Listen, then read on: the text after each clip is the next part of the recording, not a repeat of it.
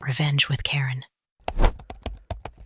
I assume you're joking, I said, staring at the founder's daughter like she'd just farted in the Vatican. Nope, she chirped, like she was announcing free cupcakes. My husband's cousin gets your office. Pack your things. That's the moment I knew they were going to burn the building down with their own stupidity and then try to sue the ashes. I'd spent 12 years holding this circus together with duct tape, zoning permits, and coffee-fueled legal footnotes. Here came Chalum Barbie with a fresh balayage and big brand energy, kicking me out like I was a soggy couch on move-out day. And you know what I said? Perfect. No dramatics. No tears, just that one word. Then I stood up, collected my planner, my framed certificate from the Department of Environmental Compliance, and a potted snake plant I'd nursed back from death during the 2020 furloughs. I didn't even bother to clear the whiteboard, let them try to decode 12 years of color-coded chaos. I walked past the HR rep, blinking like a deer caught between policies, and out the front doors, down the steps, and across the street to the quiet little storefront I'd leased the month before. Before we get deeper into the dumpster fire of delusion, you're about to witness, quick thing, if you're listening and haven't subscribed yet, go ahead and hit that button. 95% of y'all are riding shotgun on these stories without subscribing, and it really helps the team keep churning out these petty masterpieces. Toss in a like too, if your thumb isn't broken. All right, back to the story. It had started like any other Monday from hell. The kind where your email pings before your coffee finishes brewing, and you already know it's going to be someone asking you to jump on a quick call to discuss something idiotic. But this time, calendar invite hit different, subject line, leadership transition touchpoint. Location, HR's glass fishbowl of doom, and the sender, Madison Ann Reynolds, freshly returned from her sabbatical, where she'd allegedly found herself in a penchant for manifesting through crystal therapy. She didn't even sit down when I entered. Just stood there in a blazer that probably cost more than my Honda, hands clasped like she was about to lead prayer. So, big picture, she began. She was pitching a makeover segment on daytime TV. We're pivoting toward a more future-forward compliance presence. The board agrees this is a chance to freshen the tone, make it more approachable. Her words smelled like pink wine and marketing jargon. I waited. That's why, starting Friday, my husband's cousin Bryce will be stepping into your role. We're really excited about the energy he's bringing in. He's been working with startups, super intuitive guy, already has ideas about using AI for zoning workflows, so we'll need your office cleared out by Monday. And there it was, Bryce, the same guy who once asked me if the EPA still mattered and who once called OSHA a vibe killer. The same dude who thought permits were just old school red tape and told a colleague that stormwater runoff rules were probably fake. He was taking over, because of course he was. I looked around the room, Char still pretending they weren't in over their heads, Madison looking like she expected a tearful exit or a Hallmark card, and me. I just smiled. Not the fake kind, either. The real kind, the smile you wear when you've already moved your chess piece 2 turns ago, and now you're just watching the board catch up. Perfect, I said, slinging my bag over my shoulder. They didn't know it, but the moment she said, pack your things, she'd handed me the detonator, because what Madison didn't realize, what no one in that room knew, was that 10 days prior, I had officially removed myself as the company's designated compliance officer. Filed, notarized, timestamped. And when the city's licensing system did its next audit, oh honey, they were going to wish I'd just flipped that whiteboard one last time. 2 months earlier, I sat in my office, the only light coming from my screen and the flickering bulb they never got around to replacing, even after 3 work orders and a passive-aggressive sticky note. It was 10:37 p.m., and I was reading an email chain that could get someone indicted. Spoiler, that someone wasn't going to be me. Subject, follow-up, emissions audit, Q2. The trail was grim. I'd requested the raw emissions data from our fleet 6 times. The vendor's report had been flagged as incomplete by the independent verifier. Our clean air certification, which was due for renewal, needed a finalized audit, but the data never arrived. Just excuses. Silence. Then one reply from our procurement guy, Tommy with the vape pen and superiority complex, who said, and I quote, I think we're fudging it a little, but not in like a bad way. You know what's never a good idea? Fudging your emissions reports when your biggest client is the goddamn Port Authority. I forwarded the chain up the ladder, straight to Madison, who at that point was still finding herself in the jungles of Chalum. But her assistant replied, chirpy as always, Hi Jennifer. Maddie says this feels a bit intense for her current bandwidth. Can interns help with this? Interns. For emissions compliance. That's like asking your barista to do your taxes because they smiled at you once. I knew right then that I was screaming into a vacuum. Nobody was going to fix this, not unless it landed on the front page of a scandal blog with a headline like Logie Nest fudges emissions while founder's daughter does yoga in the rain. So I got quiet. Not defeated, strategic. I printed everything. Every email, every red flag, every digital shrug. I started keeping 2 sets of files, one for the company, one for me. My personal binder swelled like a Thanksgiving belly. Audit gaps. Expired zoning notices, memos marked urgent that had never been opened. I even made copies of the notes left on my desk by whistleblowers too scared to speak up. Fleet Hash 22 hasn't had DEF fluid for months. Warehouse 3, still using the old waste disposal chute, SHHH. They didn't know I'd noticed. They never do. That's the thing about people like Madison. They assume quiet women with perfect attendance and practical shoes are just office wallpaper, not realizing we've been listening, counting, logging, preparing. I started going into the office on Saturdays, not to catch up, oh no, to plan. There's something chilling about watching a company walk toward a cliff with its eyes shut, like seeing a family pose for a Christmas photo in front of a gas leak. You want to shout, but then you realize, let them. One night, I stood in the bathroom, staring at myself in the mirror. I looked tired, not defeated, not weak. Tired. 12 years of being the firewall between this company and catastrophe. The compliance custodian, the zoning whisperer. The one who held the whole thing together while Bryce played beer pong and Madison rebranded the culture. And I asked myself one question: if they won't listen, do they deserve to burn? That's when I made the call, not to a lawyer, my lawyer, asked about removing myself from the official records. Cleanly, legally, quietly. He told me exactly how to do it, and I did. 1 document, 4 signatures. Stamped, sealed, submitted. They'd never even look at it, but the city's automated system would. Eventually. And when that happened, I wouldn't need to say a damn word. The paperwork would speak for itself. The funny thing about landmines is, if you do it right, they won't hear the click until it's too damn late. The withdrawal letter was 2 pages long. Terse, clinical. Not a single wasted word. I filed it through the city's compliance portal first, with all the right boxes ticked, and a notarized timestamp glowing like a silent countdown. Then I blind copied my personal attorney, archived the receipt, and leaned back in my chair like a woman lighting her last cigarette in a gas station bathroom. Then came the email. Subject line: designation withdrawal effective immediately. I sent it to legal at Loginistio and CC'd the internal compliance chain. No drama, no bold font.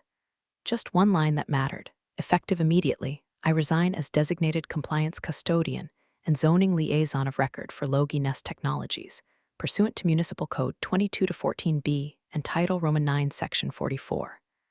I even included a handy PDF attachment with my notarized signature, just in case someone down the line decided to play dumb.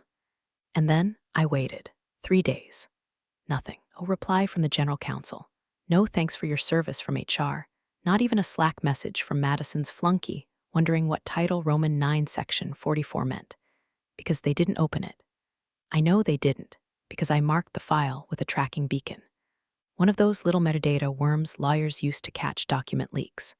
The only entity that opened it was the City of San Regan's Business Services server. At 4:03 p.m., company still blissfully asleep at the wheel. I smiled, not the evil villain grin you see in cartoons. This was quieter, colder, the smile of someone who just put on her coat and walked out of the building while the gas leak hissed in the basement. The next morning, I came in early, before the intern with the hydro flask army, and before Madison's cousin could plug in his ring light for whatever thought leadership podcast he was pretending to launch. Printed the letter on heavy bond paper, the kind that smells like courtroom drama, slid it into a red folder, taped it shut with a sticker that said signed and filed. Then I walked down the hall and placed it neatly, deliberately into the founder's physical inbox, not his email, his real, walnut-paneled, leather-cornered inbox. He was old school like that. Thought paper carried weight, said digital signatures were for cowards. I figured if he ever got curious, he'd find it there, probably on a slow Friday, once the fire had already started. On the way back to my desk, I passed Bryce in the break room, practicing his executive nod in the reflective window. This was a man who didn't know the difference between a zoning variance and a parking permit, but he was already making noise about modernizing the whole compliance function using AI and NFTs. I could have warned him. Could have said, hey, maybe check the org chart before you start signing off on environmental reviews with no authority. But I didn't.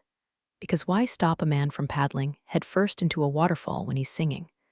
By lunch, I'd cleared out half my desk. By 3 p.m., I'd scheduled my exit consultation with HR and put in a request to transfer my remaining vacation payout to my HSA. We're all too busy fussing over Madison's mood boards and Q4 color palettes to notice. The trap was set. The wire was taut. The city's review system typically ran its audit sweep once a quarter. I'd already missed the last one by a week. But the next, that one would hurt. Because when a company files public contracts with the Port Authority, they're required to show continuous designation of a registered compliance officer. No gaps. No substitutes. No Bryces. The moment the system cross-checked their filings and saw my name gone with no replacement, the permits would freeze, the licenses would void, the auto flag would trigger. And the city? They don't send emails. They send inspectors. Bryce made his grand entrance like he was stepping onto a tech stage nobody invited him to. Collared shirt unbuttoned just enough to reveal a gold chain that screamed boat party felony, plus that smug little Bluetooth earpiece he wore like a badge of honor, constantly blinking, even when he wasn't on a call. Which, spoiler alert, he never was. First words out of his mouth, not hello, not thanks for the opportunity. No. He walked into the compliance bullpen, clapped once like an off-brand Tony Robbins, and said, "Time to disrupt the bureaucracy, folks." I wish I were making that up. Back when I still worked there, kept the office organized like a war room. Zoning binders, permit ledgers, compliance calendars marked in blood-red Sharpie. Every box labeled, every file logged. Because one missing timestamp could shut down a warehouse or cost us a six-figure fine. Bryce, he looked at it like we'd just shown him a VCR and asked him to program the time. "This is all analog," he said, frowning like the paper offended him. "Let's get rid of it. I'm going full digital. AI dashboards, smart workflows, real-time auto-cert logic." He dumped 12 years of records into banker boxes and shoved them into a janitor closet. One of the newer analysts, Maria, sharp kid, asked where he planned to store the original zoning blueprints. He blinked. The what? The what? That was day 1. By day 3, the team had unofficially dubbed him Captain Compliance. Not out of respect, out of sheer survival humor. He spent meetings using phrases like synergizing the permit stack and disrupting inspection fatigue, which don't mean anything unless you're writing Mad Libs for a corporate retreat. Worse, he kept bragging about this big Port Authority deal. "Once I close this thing, we're golden. Legacy workflows won't even matter. We'll have leverage." Leverage. The man thought a compliance designation was like a Twitter blue check, something you could buy and forget about. Meanwhile, my name was still attached to the Port Authority files he was so giddy about. But I'd already withdrawn, on record, on file, on every damn system that mattered. He hadn't even submitted his own designation.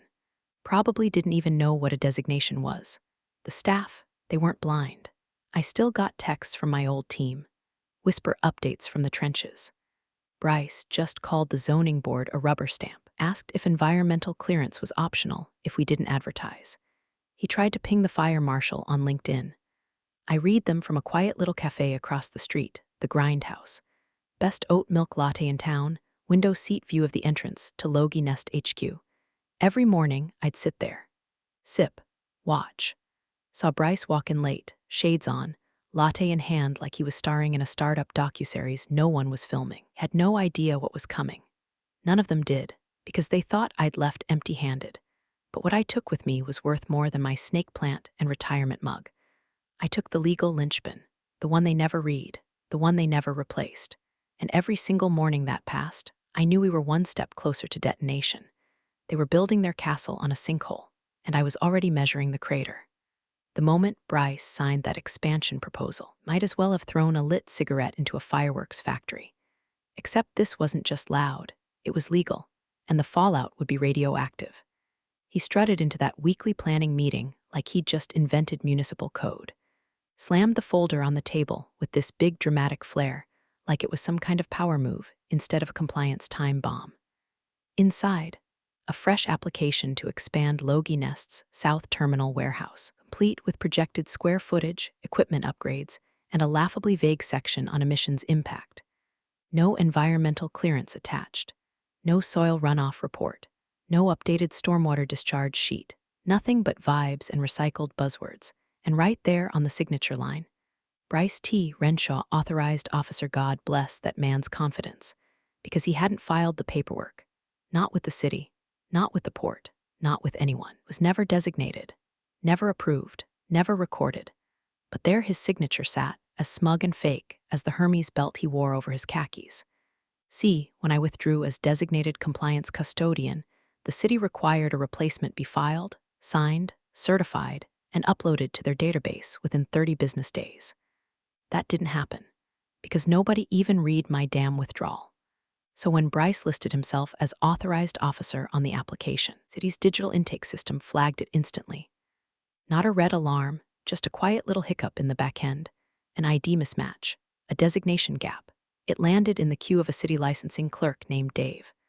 I know his name because I met him once, at a boring-as-hell zoning conference that served warm soda and expired granola bars. We bonded over hating our jobs and loving paper trails. The guy's a stickler. Likes things lined up, numbered, and triple-stamped. Dave noticed the discrepancy.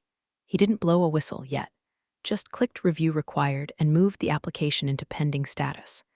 Then he added a note, no active compliance officer on file per Article 7, Section 3.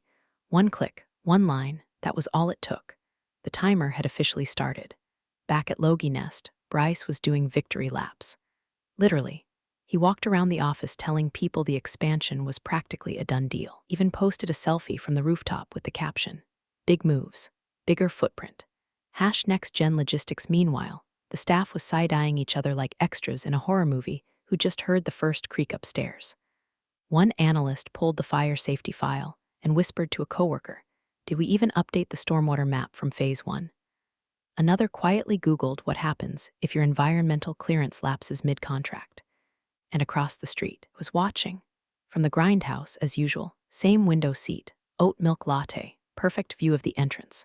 When the city clerk forwarded the flagged application to his supervisor for escalation, I got the ping. Not because I hacked anything I didn't have to. The Public Records API still had me subscribed to compliance alerts for Logie Nest. They never removed me. I took a sip of my drink and opened a fresh page in my notebook. Wrote one word, boom, because now it wasn't a matter of if the city would act. It was when. The Port Authority had already been twitchy about emissions data. Their contract renewal required verified third-party compliance sign-off, and I was no longer that party. Bryce had just attached his name to a lie, one that would get bounced back through 3 layers of regulatory oversight before anyone in that office even realized they'd stepped into traffic. Tick.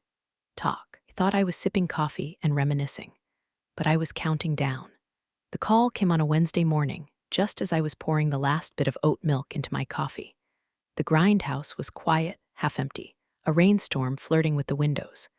My phone lit up with an unknown number that started with the area code for the Port Authority's Compliance Division. I smiled before I even answered. Jennifer speaking. There was a pause, kind of pause that means someone just realized they're not standing on solid ground. Hi, this is Denise McCall from the Port Authority's Environmental Compliance Office. We're reviewing historical documentation on Logie Nest Technologies emissions reporting, and your name is listed as the signing compliance officer on the last 3 cycles. We had some questions about follow-up documentation from the most recent submission. Let the silence linger just long enough for her to feel the tension build. "Oh," I said, cool as a winter draft. "I'm no longer with Logie Nest." Another pause, longer this time. I could almost hear her flipping through her binder, pen frozen midair. "I wasn't notified of that change," she said carefully. "I'm not surprised," I replied, "but it's official." I submitted my formal withdrawal on April 18th, filed through the city portal, and emailed to Logie Nest's legal team. "I can forward you the signed withdrawal notice if needed." Denise cleared her throat. "Yes, please send that over immediately." I already had the email open before she finished the sentence. Attached the notarized PDF, added a short note with the reference number and the filing timestamp. Hit send. The moment that email left my outbox, I knew exactly what would happen. Because Denise wasn't just any compliance officer. She was the kind that highlighted clauses in 3 colors and kept sticky tabs by month. She was meticulous, exacting, and allergic to legal ambiguity.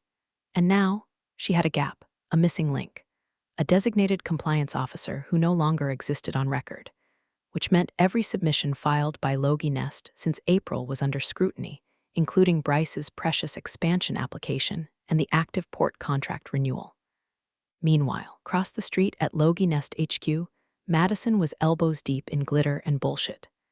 The lobby smelled like vanilla candles and PR desperation. She'd booked a photographer, hired an event planner, and was workshopping hashtags like #NextNest and #FutureFirst. They were printing tote bags for a rebranding party. He had no idea that her biggest client was now digging through a binder that had her cousin's name plastered across falsified signatures like kick me signs on a school bully's back. I didn't need to do anything but watch. The grindhouse had started to feel like a front row seat at a slow-motion train wreck. Every text I got from former colleagues confirmed what I already suspected. Bryce says the port signed the deal. Madison just approved a neon sign for the rebrand wall. He doesn't even have a copy of the last emissions log. Tick, tock. That day, Denise replied to my email. One sentence. Thank you. Our legal team will be initiating follow-up. And just like that, the fuse hit the powder. Because the Port Authority doesn't do friendly chats when it comes to compliance violations. They do audits, investigations, hold payments, suspend contracts, and the one thing they never do, ignore a compliance officer who vanishes without replacement. I closed my laptop and leaned back in my chair. The rain had started tapping on the windows like a countdown clock. The trap was set.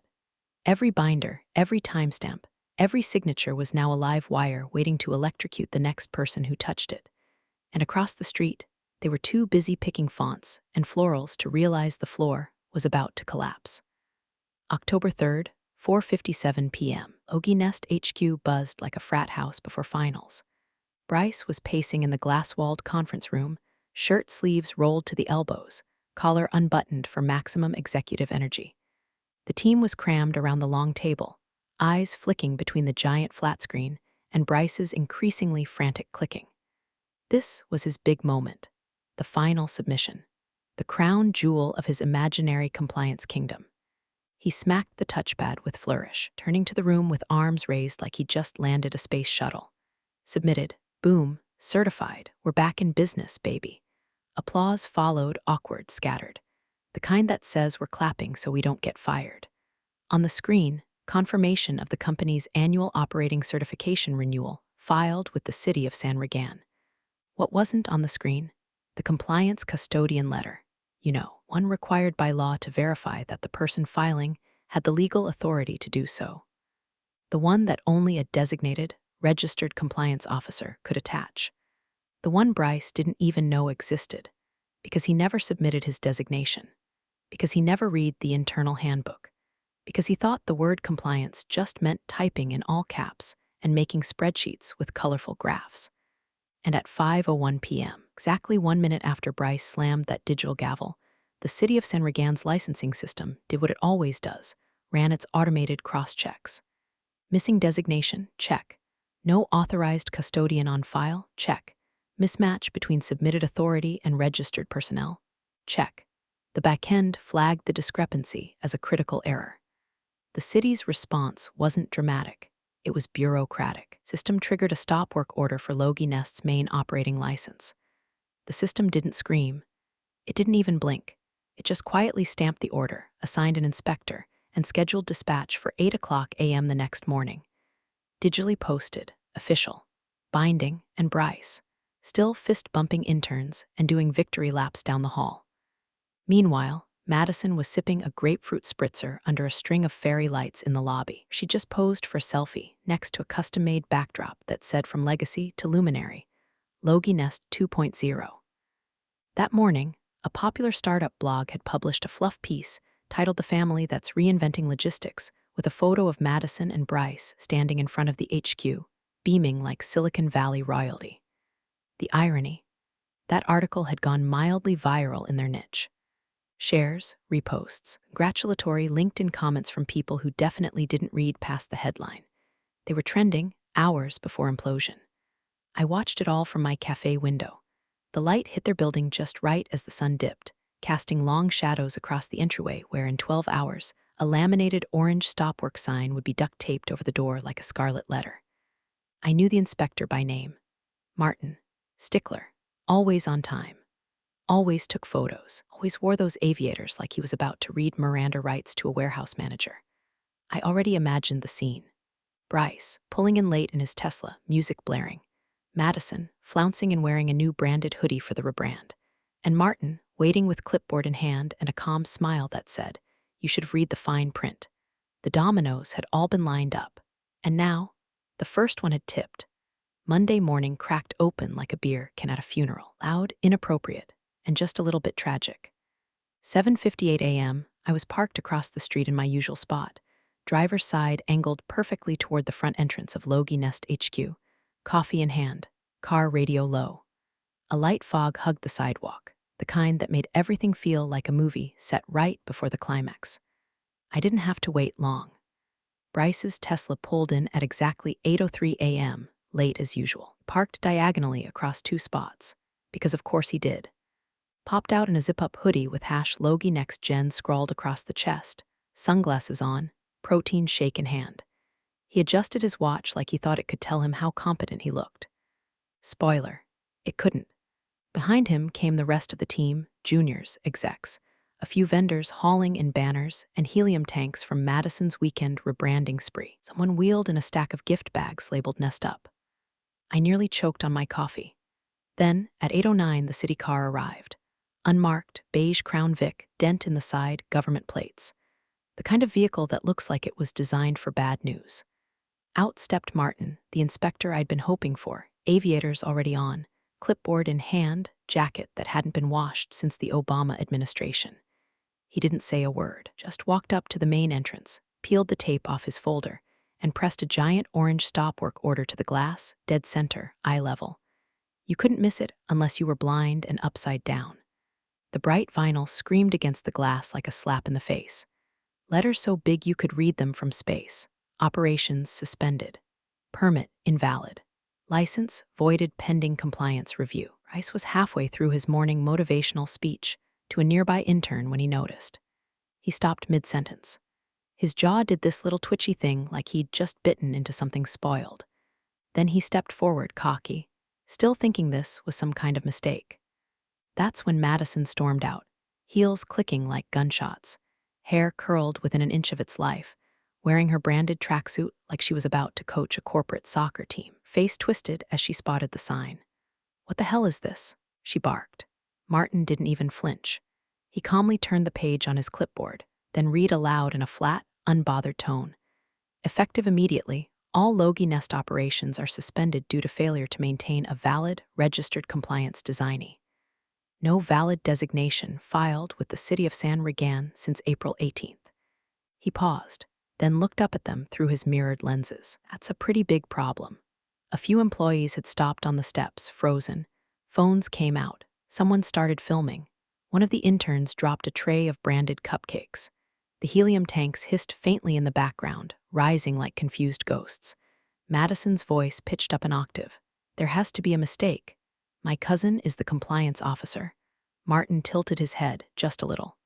"Ma'am, your cousin isn't registered. There's been no active compliance filing since the previous officer resigned.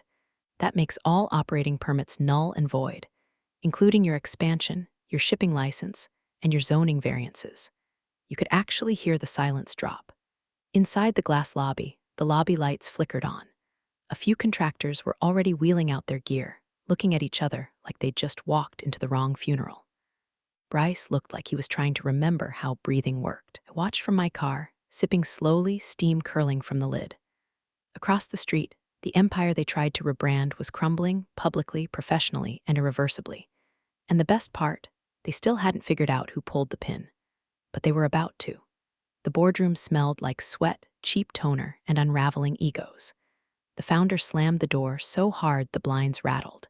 His face was 10 shades redder than usual. His voice hit that growl he reserved for lawsuits and holiday party budgets. "What the hell is going on?" he barked, pacing like a caged dog. "Why is there a goddamn stop work order on my front door? Who let this happen? Legal looked like they wanted to melt into their ergonomic chairs. The general counsel, a man who once proudly declared he skimmed for a living, was pale as printer paper, clutching a folder like it might save his soul. I believe we may have overlooked a filing, he stammered. There was an email from Jennifer a few months ago. He opened the folder and slid the printed copy across the table like it was radioactive.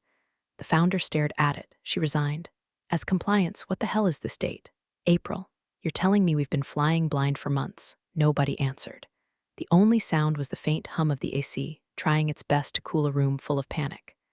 Then the phone rang. It was the Port Authority. The assistant picked it up, listened for a moment, then slowly handed it to the founder like it was made of glass. He put it on speaker.